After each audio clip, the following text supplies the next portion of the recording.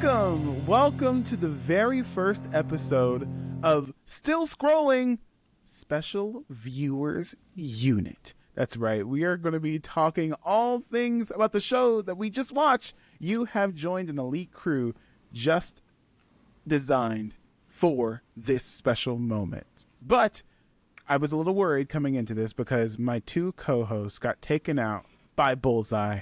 And I don't know what to do, so I had to call in the big guns. I had to call in some special favors. So, there was no one that I could call that is better than Charlie Cox's best friend. That's right, I called the amazing, the incredible, the girl without fear, Haley 1997. Thank you so much for coming to the show. Thank you so much for having me. I hope I can fill the position well enough as one, Charlie Cox's best friend, and also being probably one of the biggest Daredevil fans. Yes, we needed a huge fan to break down these two episodes. Keeping that in mind, this is a spoiler show. The spoilers are going to be flying everywhere. So if you can't see them or hear them because you haven't seen the show, stop listening right now, because the spoilers are going to be everywhere. I think I spoiled it in the first 2 seconds of the show. So don't listen to a spoiler review show if you haven't watched the first two episodes of Daredevil. So, Haley, what makes you such a Daredevil fan, and how did you become Charlie Cox's best friend? I really got into Daredevil around 2017 because I heard of a character called Elektra, and I was like, this girl sounds super cool. I want to get to know her character more. And little did I know she would not show up until halfway through season 2. So I'm like, okay, we're going to watch the entire show. Fell in love with everything. Fell in love with Matt Murdock. I adore him so much. And fell in love with the cinematography, the story between Daredevil and Fist, the Catholicism all around it. And now here we are, 7, 8, I'm not a math girl, either 7 or 8 years later, and I write. I don't do anything that has to do with math, so I just like swan dived into this show. It got canceled, and we're left on a huge cliffhanger with Bullseye and him getting spinal surgery and like something happening, and I'm like, okay, we got this huge cliffhanger, now what? Matt's out of the MCU, he gets back into the MCU with Spider-Man, and then they announce Daredevil Born Again. I'm the happiest clam.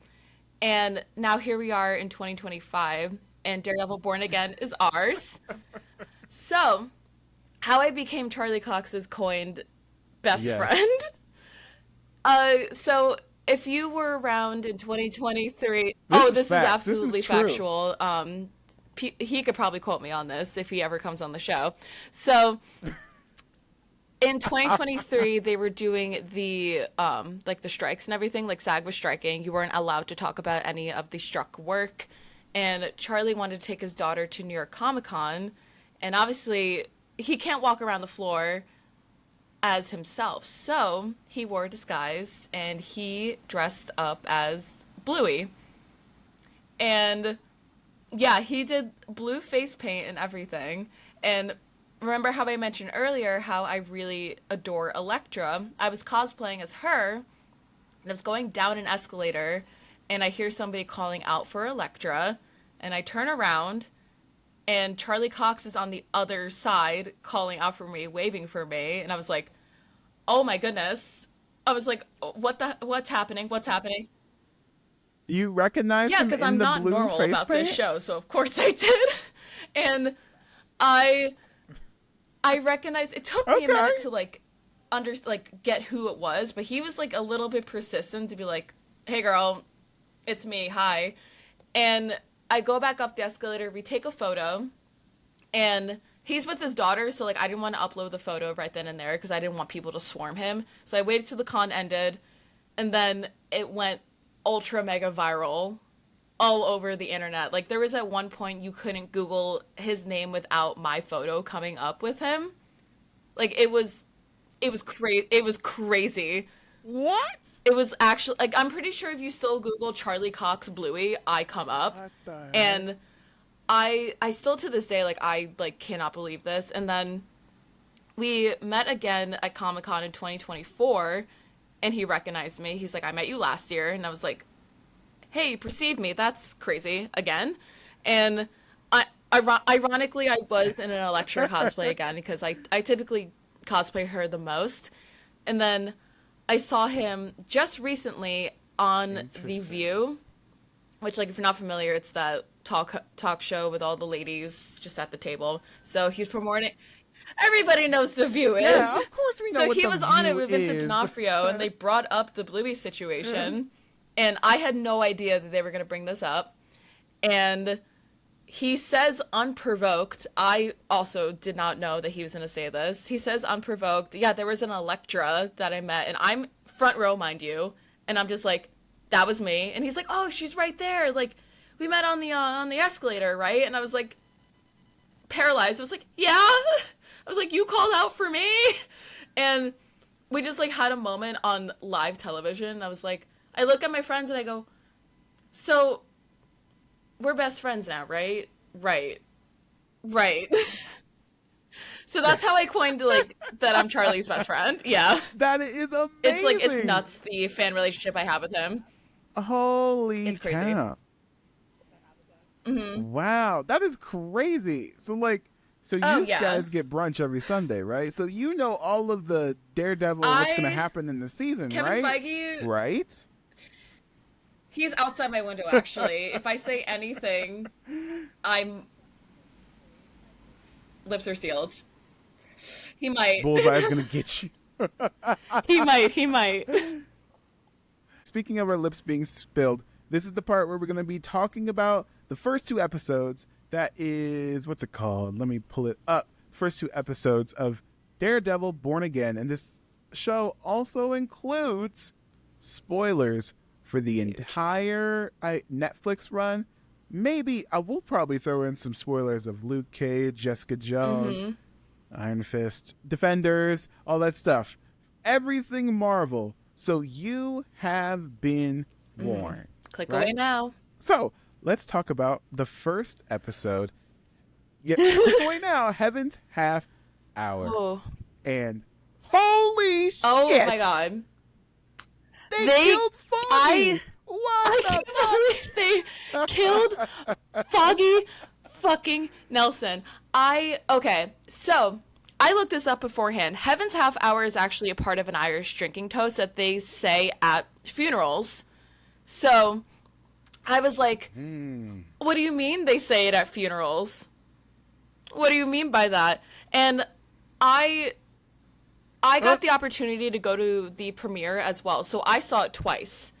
And when I tell you, in that room where Foggy got shot, everybody just went, Foggy! And just tears as his heartbeat is, like, slowly declining and getting slower and slower, and Matt, like, honing in on his heartbeat, and, like, Karen saying, like, Foggy, you're gonna be okay, just stay with me.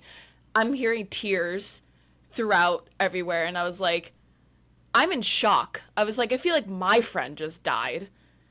And the first 15 minutes, I was like, oh my god, I cannot believe they pulled the big guns out and they killed such a crucial character to Daredevil's story. Like, Foggy has been in all of the comics, and for them to just kill him off in cold blood, I still can't believe it. I'm still in shock. I was like, that didn't happen.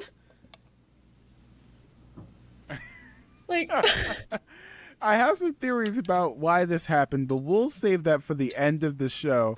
But I like Daredevil. I love the Netflix universe. I thought it was a wonderful way to use most of those characters in those settings, especially not a small town, but a specific area like New York.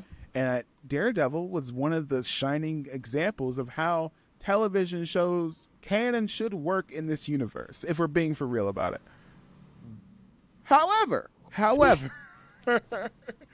to punch us in the mouth right at the beginning, not even just like punch us in the mouth. I feel like I was punched in the gut, and I feel like I was jumped, like somebody grabbed me by my neck and slammed me on the concrete. Yeah. Hey, yo, it's not that kind of show. Oh, okay.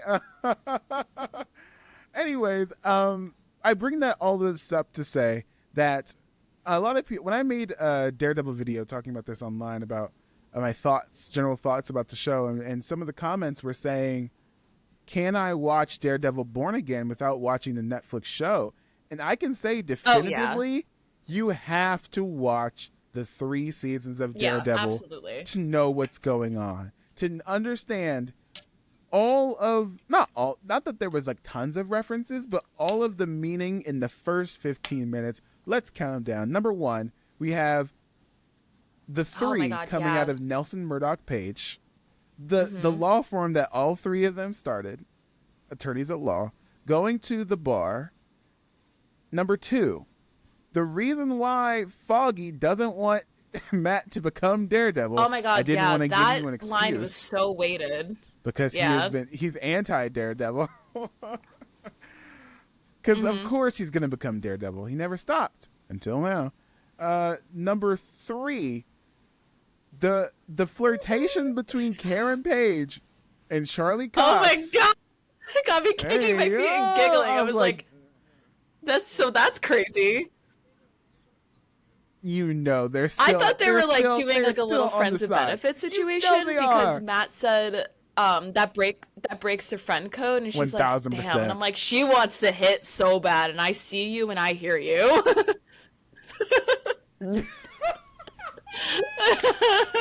I was like, girl, I get it.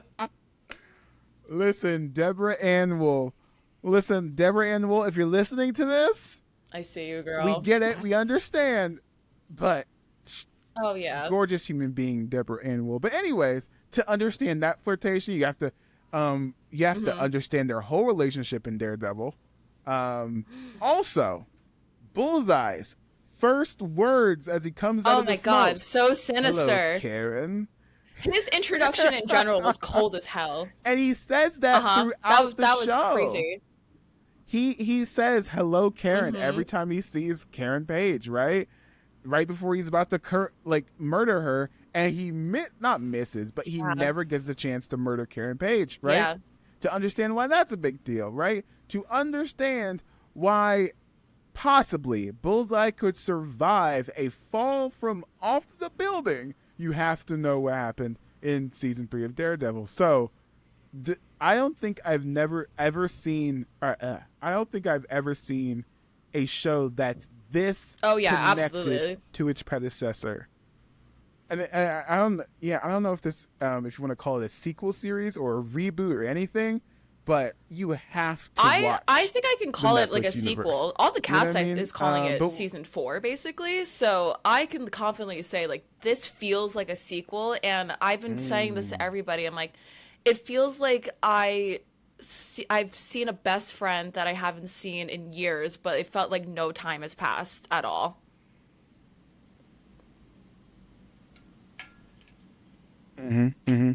It feels like a soft reboot.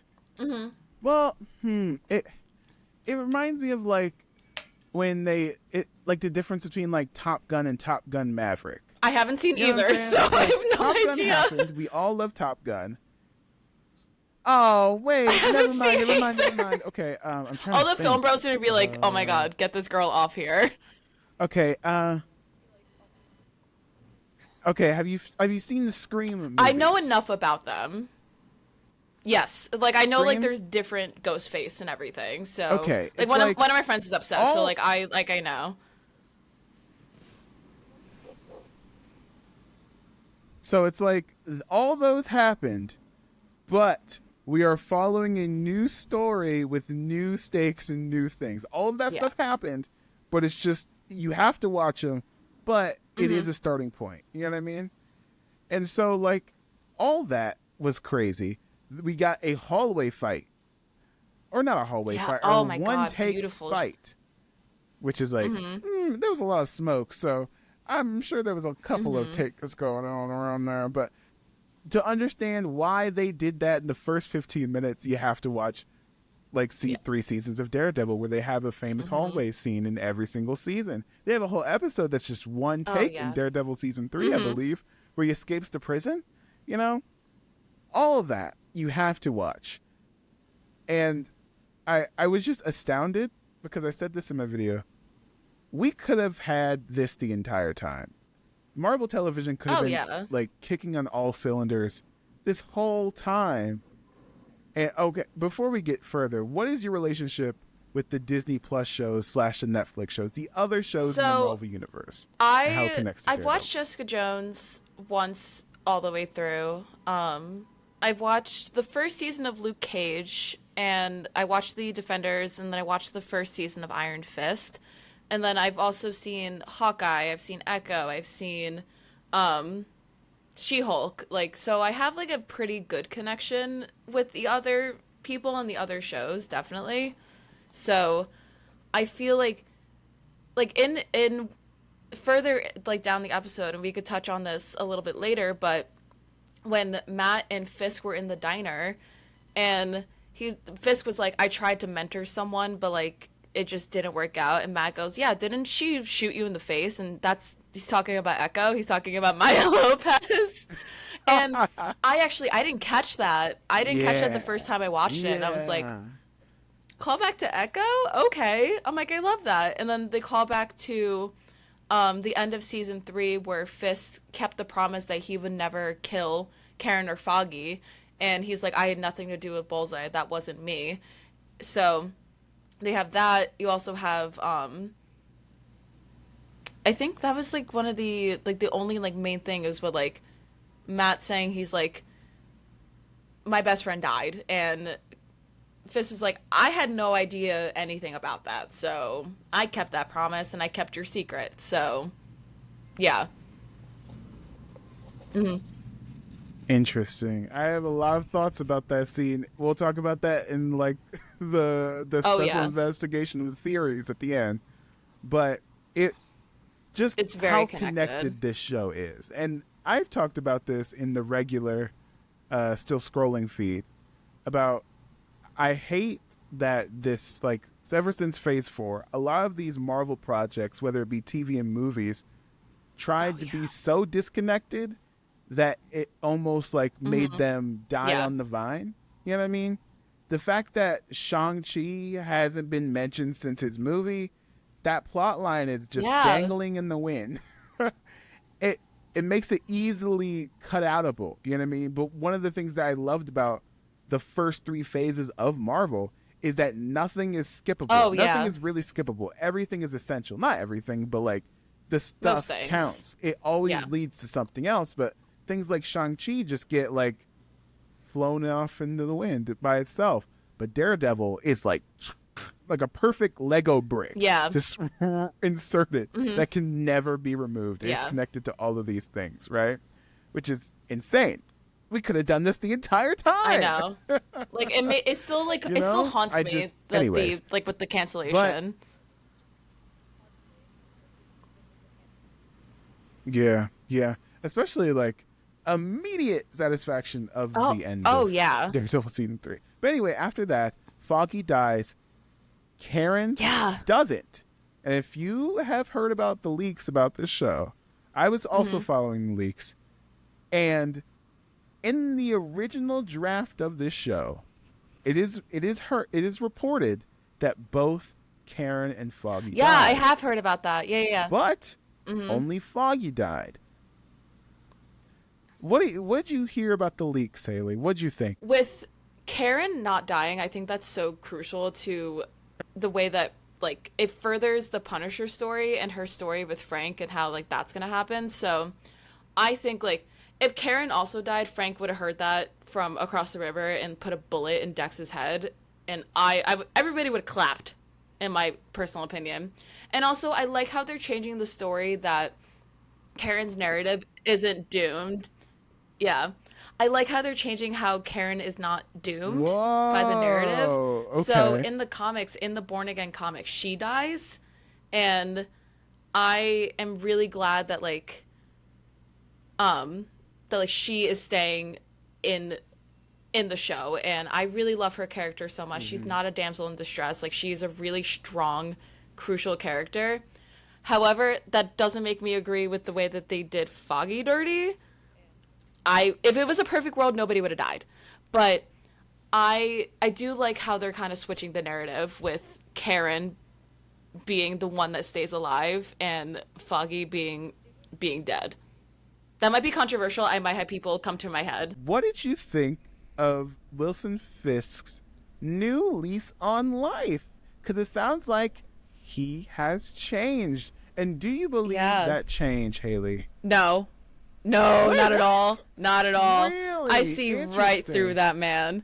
Okay, so, please explain. Wilson Fisk is, like, notoriously a bad person. Like, he's never fixed himself, and I see right through him. Something horrible is going to set him off in a way that he's going to do something so indescribable. And when I saw Vincent D'Onofrio at Comic-Con with Charlie Cox, they said, they're like, there's a scene that we didn't even know that was going to get into the show. So, like, I feel like it has to be something Fisk involved. So I'm just like, what could be worse than you beheading a man with a car door? And as somebody who lives in New York City, politicians tend to be a little bit corrupt. Our current mayor, Mr. Eric Adams, wow, the truth comes out. It's kind of corrupt. So I see right through those lies. I think the power is going to get to his head, just like it has in any other season of Daredevil. So I truthfully think this is gonna last maybe like an episode or two, and he's gonna go off the rails. Interesting. Okay. Yeah. But Fisk can fix it. Fisk can't fix it. Right. Wow. So it's such a hard thing. It's such a tongue twister. Such a tongue twister. Yeah. But I think it's very fascinating that this is the first Marvel project in a long time that feels like it takes a very distinct political stance. Oh, yeah. Fisk has a lot in common with the current 47th president. They're doing it word by word with the hats and everything. Yes. The question is, would you vote for Wilson Fisk? No. If absolutely you are a normal not. New York citizen, what, he has a good tax policy. He fixes the home.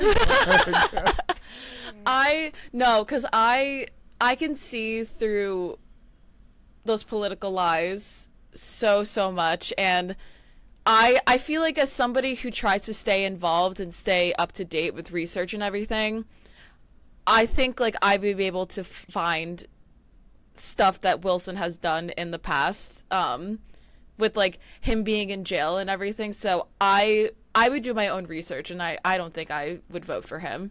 Good. Yeah. But here's the thing though. Do you agree with Wilson Fisk's anti-mask policy? Literally. Get rid of superheroes. Because one of his platforms that he seems to be running on is an anti-superhero stance, which is a little weird because if I'm trying to prove myself to not be a super villain, maybe I would, I don't know, work with the vigilantes. I don't know. Yeah. And we got a Spider-Man mention, which is kind of surprising. That was crazy. Mentioning Spider-Man, oh my god. So I don't agree with it. I think sometimes superheroes can be a good thing. Like I mentioned before, I live in New York City. Right. And sometimes like I don't feel safe as a woman riding the subway so late at night. So I feel like having a vigilante to like perch on the rooftops and like make sure a young woman is walking home okay, I think that would like put some ease in my brain. So interesting. I think his anti-superhero policy and like anti-vigilante policy is like, I'm not a fan of it. Interesting. Okay, I have a hot take. Let's hear it. Here's the thing. I love superheroes. It's one of my favorite mediums and genres, right? Yeah. I feel like in real life, the exact people you don't want to become superheroes would become superheroes.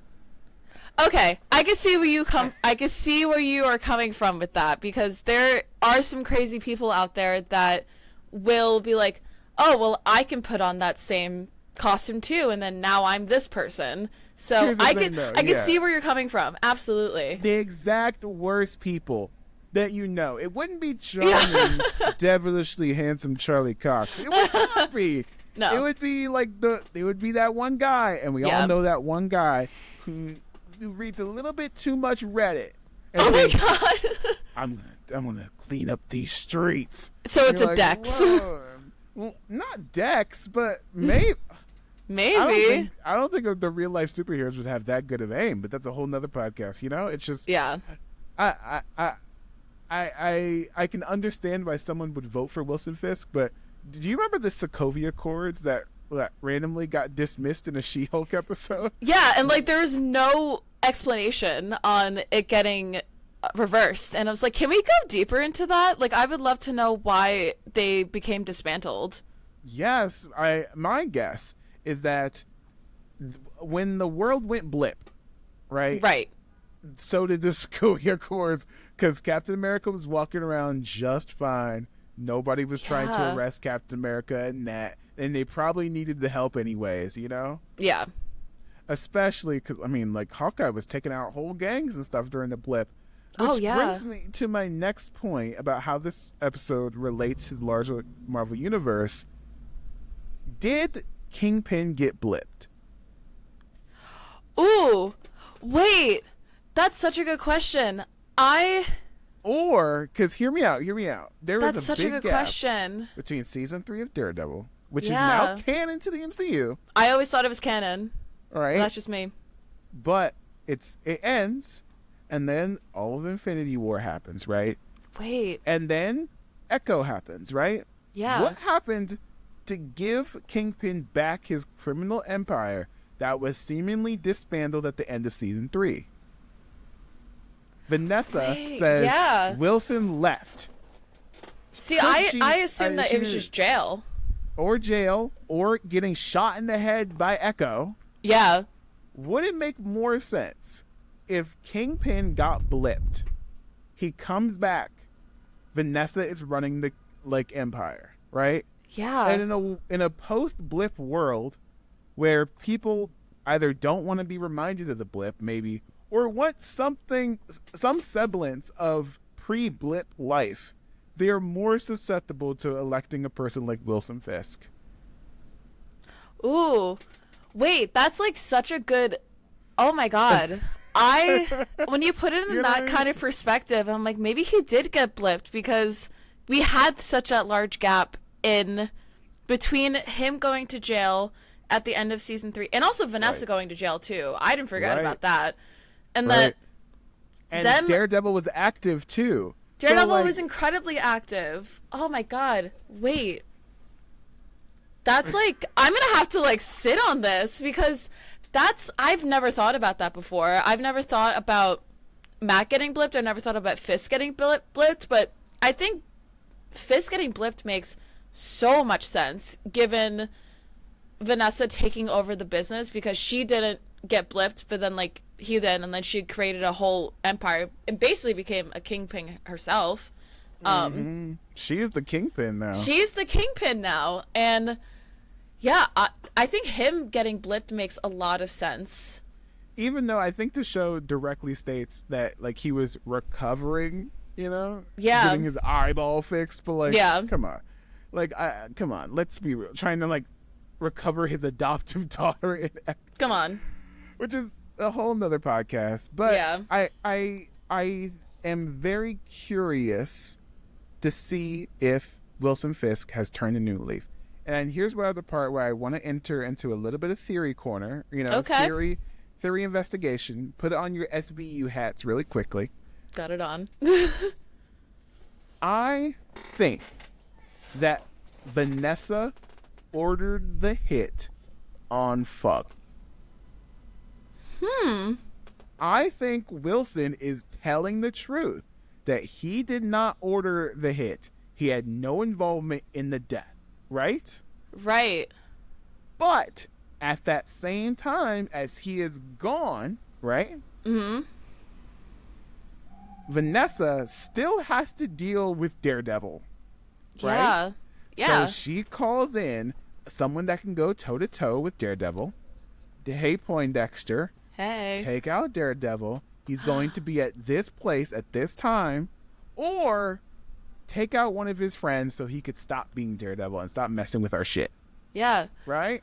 Poindexter calls, like, Foggy, or, like, does the switcheroo where Daredevil goes to, like, the witness's house, and then he has the clear shot on Foggy Nelson. Yeah. Poindexter already wants to do this because that he hates these people, right? Yeah. But here's the thing that really bothers me. Poindexter, at this point, after all that happens during his court case, has never mentioned to the guards, his lawyer, the judges, the news, that he knows who Daredevil is. Mm-hmm. If I'm Poindexter and I hate Matt Murdock and his friends so much, why would I ever sit on that information? In fact, he says, I have nothing to say, and he goes to jail. Yeah. Why did he go to jail so easily? Yeah. After all of that. Right? Vanessa might have, because we also got, like, they mentioned someone about the name Adam, and she was Who's like, Adam? Who's Adam? Adam Warlock? I've been seeing so many memes about that on Twitter, and they've been cracking me up. Like, people like pretending to do like screenwriting leaks and everything. That's like Adam Warlock coming in. So I'm just like, maybe Vanessa did call the hit on Foggy, or I think the hit was originally on Karen. She didn't die. I think Bullseye realized... Bullseye never misses, though. He's never missed. Could Foggy might have, like, stepped a little bit to the side and, like, taken the bullet for Karen? I might need to watch the episode again to, like, really truly see if Foggy took the bullet. But also, the showrunners and the writers have come out to say, to ease us of our pain, that Foggy Nelson will be in season 2 of Daredevil Born Again. Yeah. Why would you say that? If it's not a flashback, is it? In the comics, Foggy Nelson fakes his death and goes in the witness protection program. Yeah. So, what if maybe Vanessa honored it, like, I won't kill Foggy, but I need Daredevil off the board so I can become the Kingpin or the Queenpin or whatever. Yeah. Wilson Fisk needed to keep his hands 100% clean, so Vanessa, who is still about that life, never left that life, just did it for him. And that's part of the anger, like, you never even thanked me. I did all this shit, and you all never... So, that's my guess. That's my guess. Yeah. It's just a theory, though. Because there is comic runs, too, where they're in San Francisco, and they mentioned that Karen moved there. So I think that theory might end up being true, but also, like, we all heard the same heartbeat, right? I'm also very cynical about Foggy being dead, but we didn't, like, we saw him die on screen, but also, like, they bring people back all the time. Like, we saw Elektra die on screen, and then they brought her back in Defenders, and she also dies and comes back like a billion times, and she wreaks havoc on Matt's life. But we're not talking about Elektra now. We're talking about Foggy. And I personally, I'm one of the people that think thinks Foggy is actually dead, because we all heard. I want him to be dead. I want him to be dead. Don't pull that punch. I don't want him to be dead because it feels like my best friend died, but I really do think that he is dead, because we heard the heartbeat slowly go out, and honestly, to survive a gunshot to the heart chest? Unless, like, there's some PIM technology that can bring hearts back now. I don't know. But Bullseye had nothing to say during his own trial. That was crazy. Nothing. He knows who Daredevil is now. Yeah. He knows that that's Matt Murdock. Yeah. And he doesn't say anything, especially when he's testifying against him. I know. Suspicious. But let's talk about the other parts of the episodes that we saw. Yes. What did we think of the diner scene between Matt and Wilson? I thought that was very interesting. because I'm like, there's a point where Wilson said, you know you loved it. You like beating the shit out of people every night. Yeah. We can be real with each other. The only people that can be honest with each other is them, you know? Oh, yeah. But also, he made a threat that if you keep being Daredevil or try, I'm going to use the fullest extent of the law. Mm-hmm. But if Daredevil sees Wilson being the Kingpin, then he's going to come and beat his ass. Mm-hmm. Who do you think will break first? Matt. Will Wilson Wait, you think he'll become the Daredevil before Wilson becomes the Kingpin? Oh, yeah. Really? Oh, yeah. What makes you say this? So, Matt is really, like, I really think that he could break really easily. If you push him hard enough, so he is a ticking time bomb right now. His best friend died a year ago. He is just now, like, grappling in a new relationship. And we all know with Matt relationships, they don't really go over that well. And then now Fisk, his enemy, is the mayor of New York City. Has been as a ticking time bomb. He's not in therapy. He doesn't talk to anybody. He only talks to Kirsten and Cherry. He doesn't talk to anybody else. Heather? And kind of. Hey, Heather was cute. What's wrong with Heather? Listen, I like Heather because she could match Matt's energy, and that is so iconic of her. But I was just like, I think Matt's gonna break first because when we talk about episode 2, I'll bring it back to why I think he's gonna break first. But I absolutely think he's gonna break first. No doubt about it. Daredevil's a part of him. I get it. Daredevil's a part of him. He loves his forgiveness and retribution. Mm-hmm. But I think like a Jedi, he really just like stepped into the shadows once he fucked up once, even though Bullseye did not die by throwing him off a building. Crazy. I'm like, to survive. I think so. Because in the comics, he has an adamantium skeleton. Bullseye does. I think that's what they gave him at the end of season 3 when they were doing that surgery on him, because the doctors are like, what if this doesn't work? Like, he'll be paralyzed forever. So it's like an experimental surgery. So I think that's where it linked to like him having that skeletal. So now it's just his spine. It's not his entire skeletal system. Interesting. So I think that's how he survived that fall, because when we heard that crack of the skull on the sidewalk, everyone just like winced and went, ooh. And I for sure thought he was dead. And I was like, Matt just crossed that line. He crossed his no-kill line, and now he's become a hypocrite in his own right. And then for Dex to just like glitch a little bit, I was like, oh, healing factor. I hope we see more of Poindexter. Mm-hmm. I hope we do. But I don't want them to take away the punch of Foggy. Yeah. I hope we'll come back to that. But I want to see Poindexter. I'm glad they didn't kill him too. But speaking of killing, someone did get killed in the next episode. White Tiger. Yeah. Not White Tiger didn't kill anyone. I think he stepped out of the way and got hit by a train. But are we interested in the White Tiger storyline?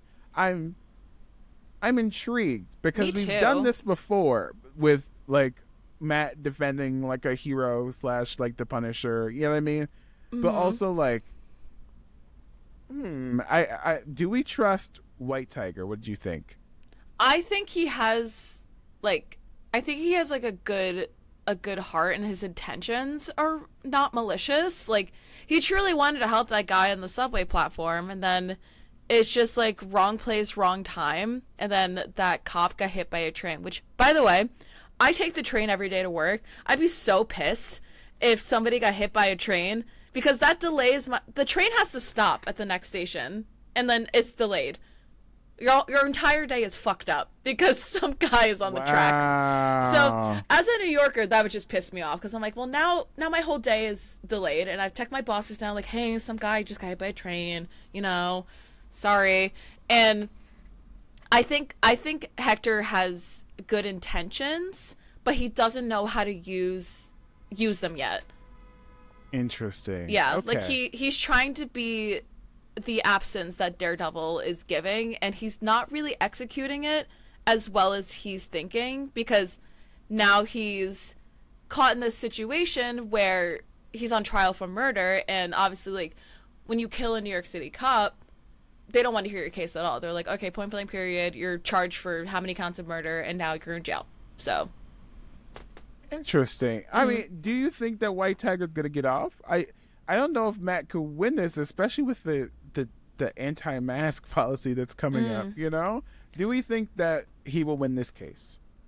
I hope he does. I don't have a definite answer if he's gonna fully win this case yet, because we've seen in the past, like, when he's tried to defend the Punisher. However, when he was defending the Punisher, like, those were all intentional. When Hector killed that guy, it was unintentional. He was just trying to get those two men off that one guy in the subway platform. So I don't know yet if he's gonna be let off. I hope so, because of the way that Matt works now. Like, he is a more, like, renowned lawyer. I think, like, people still maybe know him as, like, the guy who defended the Punisher, but some people were with that case and some people weren't. But I think Hector may get off. I think he's still going to be in jail, but I think he's not going to be, like, serve life sentences, or he's going to, like, break out of jail or something. Because, like, he's not a villain. But he doesn't have his amulet. Do you think he can break out without his amulet? The mystical amulet cracked me up, because when Matt was like, yeah, he didn't have his mystical amulet, and the other lawyer was like, get a load of this guy. Okay. I thought that was so funny. That was so funny. But also, in this exact world, aliens have attacked New York. Half of the population of Earth has been blipped and brought back 5 years later. Yeah. Spider-Man has been remembered and disremembered at the same time. I think that the fact that I remember in Spider-Man Far From Home, I believe, when everyone knew who died in the battle of Endgame. How do they know? Who told them? How do they know what happened? How does Miss Marvel have a perfect accounting of how that battle went down? Were there cameras? Did she, like, what? Like, but the fact that people know what happened. So a mystical amulet would be one of the least surprising things to a New Yorker, especially when Doctor Strange himself lives on Bleecker Street. Right. You know? Like, right. I get the, like, come on. Like, why would you question it at that point? Yeah. You could make it up effect, you know? Yeah. Especially, like, I don't know. Go ahead. I also, like, I don't know too much about White Tiger. Like, I haven't read about him a lot in the comics, like, nor online. So, like, I don't really know, like, too much about him, nor his mystical amulet. I'm just like, is it a placebo? Like, does it actually give him powers? No, I think you wouldn't mention it if it's just fucking fake. It's just a faker. You know what I mean? Like, it has to do something or some kind of thing. But maybe someone else could get the amulet. Maybe another White Tiger could join this scene. Who knows? Yeah. I think we'll see that later down in maybe a season 2. Maybe. But I do think that Matt's gonna lose this case.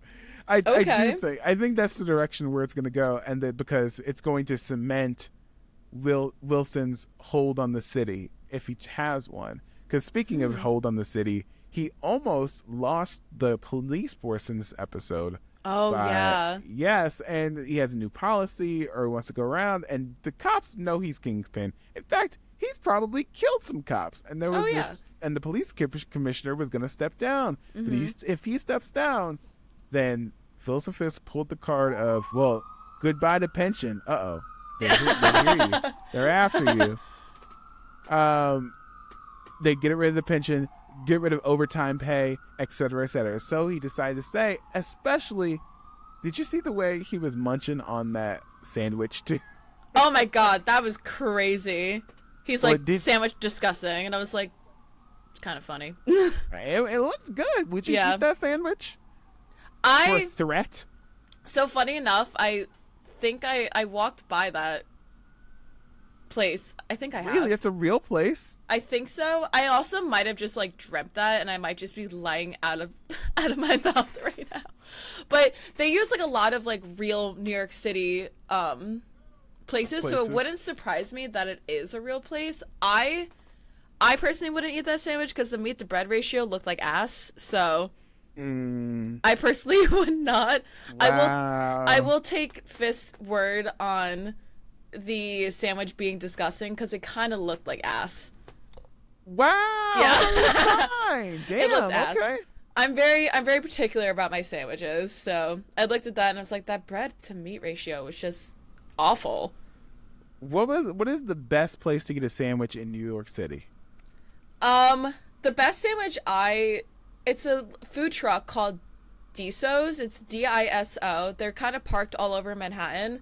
Are the sandwiches expensive? Yes, but they're the best Italian subs I think I've ever had. Interesting. And they kind of park all over the city. There's a couple on the west side, there's a couple on the east side, but my God, such a phenomenal sandwich. So good. And worth my $15. $15? It's expensive. That's New York, baby. Number one city in the world. Jeez. All right. I'll give it a try the next time I'm there. Yeah. So, we'll see how it goes. All right. But I do want to talk about, for the last parts, I do want to talk about some new characters. We get BB Urich. Oh, I love her. Sam, or I think his name is Daniel. Daniel. Daniel, he's a little hype man, which I think is a very interesting character. Like, of course, like in this like very Trump-like office, he has a hype man that has no credentials. I bet you that kid's gonna become like the next like attorney general or some shit just because he hyped Wilson up, you know. But like I'm not scared for BB. I am scared because of what happened to her family member, Ben Urich. Mm-hmm. One of the hardest deaths in the MCU, Ben Urich. Because that was horrible. I know Ben Urich is like a staple of the Daily Bugle. Yeah. And so it sucks that we'll never see that person at the Daily Bugle. Like, that's so shitty. You know, like, damn. And that was before, like, they had the Spider-Man contract and everything. Mm-hmm. But what do you think about these new characters, like BB and Daniel? I adore BB. I think she is really stepping into some huge shoes with Ben being gone and Ben being such a phenomenal journalist. Like, I think BB is going to she's gonna do well on her uncle's behalf, and she's approaching the journalism in a very Gen Z style, and I think it's very relevant because like you see a lot of street interviews happening on TikTok and Instagram, so I think them like adding that element is so genius. And she's asking all the right questions. She's like, how do you feel about crime being up in New York? Asking questions about Fisk, and then going into his office and asking questions about him too. And then Fisk turning around, he's like, I knew your uncle. He was a great journalist. And I'm just like sitting there. I just go, you choked him to death. Shut up. And then Daniel's hilarious. I think Daniel's so funny. He's just like some doofy 23-year-old, like right out of college with his fresh poli-sci degree. And he's like, yeah, I'll work for the mayor's office from like fresh off in, he's probably interning there. He's probably unpaid and he's just doing it for fun. So, but I think he's hilarious. I think he's so funny, and he's basically like what Elon Musk is to Donald Trump. Wow. Except like not a billionaire, just like some weird guy. Just some weird little guy just like jumping up and down in the background in the most uncomfortable manner possible. Very, very uncomfortable. Yeah. Well, I think he might die by the end. Yeah. Or he's going to eat his words because he's going to regret supporting Kingpin, because everyone regrets supporting Kingpin. Yeah. But Fisk can fix it. Oh my gosh, it's such a tongue twister. It's such a tongue twister. Jesus. So, while we bring this show to a close, are there any predictions for next week's episode 3 of Daredevil Born Again? What is... Oh, I'm like trying to think. Okay, so the end of episode 2 where Matt gets jumped in that man's apartment. And right. Oh yeah, we forgot to talk about that. You're so right. when Matt gets his ass kicked for a couple of minutes, and he is basically has the gun to his head, and he's like, you don't want to do this, you don't want to do this. I saw on Twitter, I forgot who said this, but they said that sounds like Matt talking to himself with letting Daredevil out. And as soon as that blood hit the floor, I was like, oh, the devil's out and he is ready to play. And then he just absolutely, it bodies these men, these 2 guys. And I was like, you've been out of the game for a year and you still have it. That's crazy. The muscle memory is insane. So I think with episode 3, I definitely want to see more of Matt tackling that, like, the devil is literally clawing his way out of Matt and like trying to get out and be like, let me out, I could fix this. I'm hoping to see a little bit more of Muse. So we got a slight introduction to Muse. It was the kid at Heather's book signing, and he was like, I need help. That was Muse. Creepy little guy. So creepy. That was Muse? That was Muse. The new villain? Interesting. That's Muse. Okay. So he's getting very close to Heather. So keep that in mind, that he's getting close to Heather. Mm-hmm. Heather's unfortunately gonna die. Whoa! How do you know? Did Charlie tell you that too? A little bird no, the comics actually told me. Oh, wow. Every woman that Matt is in cahoots with, something horrible happens to her. And it's so devastating because my man deserves to be a husband. So I think with Muse getting closer with Heather is going to be important. I also am predicting more of those marriage therapy counseling sessions with Fisk and Vanessa, and Heather being their marriage counselor is insane and like very out of like, I was like, whoa, I just got sucker punched with that information. That's crazy. We're just going to leave it off there. And I think we're going to deal with Matt dating Heather more. And I think that's where we get the scene of him opening up his closet. I think there's going to be like a secret compartment in his closet of all the Daredevil helmets. You're going to get the gold one? I hope it's either the gold one or the black one. Ooh. The Shadowland suit is my favorite comic book suit. I think it's so beautiful, and I would love to see that in live action. And then maybe him on the roof, just like practicing again with his billy clubs, because he's been out of this game for so long. But I think with the way this episode 2 left us off, I truly think that he's gonna be dealing with the fact that like Daredevil wants to come out and play. Mm-hmm. Okay. Well, thank you so much for joining me, Haley. This was so fun. Thank you so much. Even with all the technical difficulties and having to switch a billion times. No, it'll work. Thank you so much for joining us. Of course. Tune in next week. We are going to break down Daredevil episode 3. But good night. Bye.